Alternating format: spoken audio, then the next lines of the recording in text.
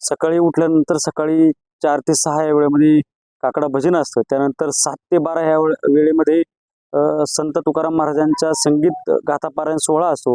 त्यानंतर संगीत नियमाचं भजन असतं. त्यानंतर 4 ते 5 या वेळेमध्ये प्रवचन असतं. त्यानंतर 6 ते 7 5 ते 6 या वेळेमध्ये आपल्या ज्या परिसरामध्ये वारकरी शिक्षण संस्था आहे, या वारकरी शिक्षण संस्थेच्या बालगोपाळांसमेत हरिपाठ असतो. त्यानंतर 6:30 ते 8:30 या वेळेमध्ये वारकरी संप्रदायातील वंश परंपरेतील जे कीर्तनकार आहे, अशा कीर्तनकारांची कीर्तनं या ठिकाणी आयोजित केलेली, अशा कीर्तनकारांची कीर्तन असतात.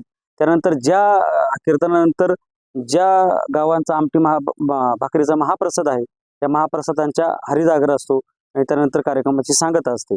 जवळजवळ काल्याच्या कीर्तनाला बोटा असेल, बोटा पंचक्रोशी असेल, बोट्यामध्ये केळवाडी असेल, माळवाडी असेल, तळपेवाडी असेल, कुरकुटवाडी असेल, आंबेदुमाला असेल, ह्या गावांचा पुरणपोळीचा महाप्रसाद जवळजवळ 25 ते 30 हजार लोकांना जवळजवळ पुरणपोळीचा महाप्रसाद या ग्रामस्थांनी ठेवलेला आहे.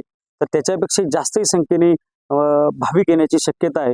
निश्चित भाविकांचा महासागर या ठिकाणी महापूर येणार आहे. तर निश्चित आपणही या कार्यक्रमाला उपस्थित राहावं अशी मी विनंती करतो. ठळक घडामोडींसाठी देशोन्नती न्यूज चॅनलला सबस्क्राईब करा आणि बेल आयकॉन प्रेस करा. मुंबई, पुणे, नागपूर, मराठवाडा असो का विदर्भ, राजकीय, सामाजिक, शैक्षणिक क्षेत्र असो का क्रीडा, सर्वच घडामोडीचे विश्लेषण पाहायला विसरू नका. फक्त देशोन्नती न्यूजवर.